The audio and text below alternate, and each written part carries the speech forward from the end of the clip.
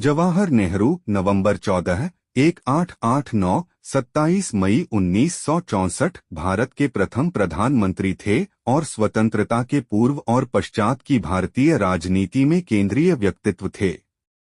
महात्मा गांधी के संरक्षण में वे भारतीय स्वतंत्रता आंदोलन के सर्वोच्च नेता के रूप में उभरे और उन्होंने 1947 में भारत के एक स्वतंत्र राष्ट्र के रूप में स्थापना से लेकर 1964 तक अपने निधन तक भारत का शासन किया।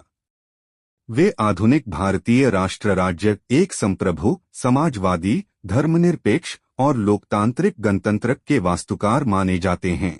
कश्मीरी पंडित समुदाय के साथ उनके मूल की वजह से वे पंडित नेहरू भी बुलाए जाते थे, जबकि भारतीय बच्चे उन्हें चाचा नेहरू के रूप में जानते हैं। स्वतंत्र भारत के प्रथम प्रधानमंत्री का पद संभालने के लिए कांग्रेस द्वारा नेहरू निर्वाचित हुए, यद्यपि नेतृत्व का प्रश्न बहुत पहले 1941 में ही सुलझ चुका था, जब गांधीजी ने नेहरू को उनके राजनीतिक वारिस और उत्तराधिकारी के रूप में अभिस्वीकार किया।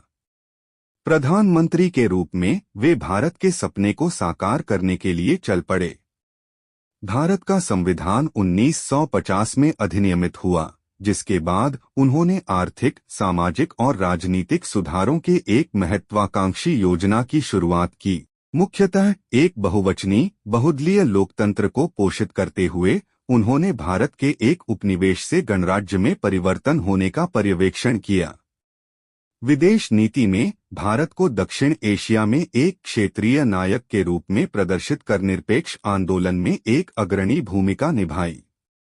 नेहरू के नेतृत्व में कांग्रेस राष्ट्रीय और राज्य स्तरीय चुनावों में प्रभुत्व दिखाते हुए और 1951, 1957 और 1962 के लगातार चुनाव जीतते हुए एक सर्वग्रहण पार्टी के रूप में उभरी।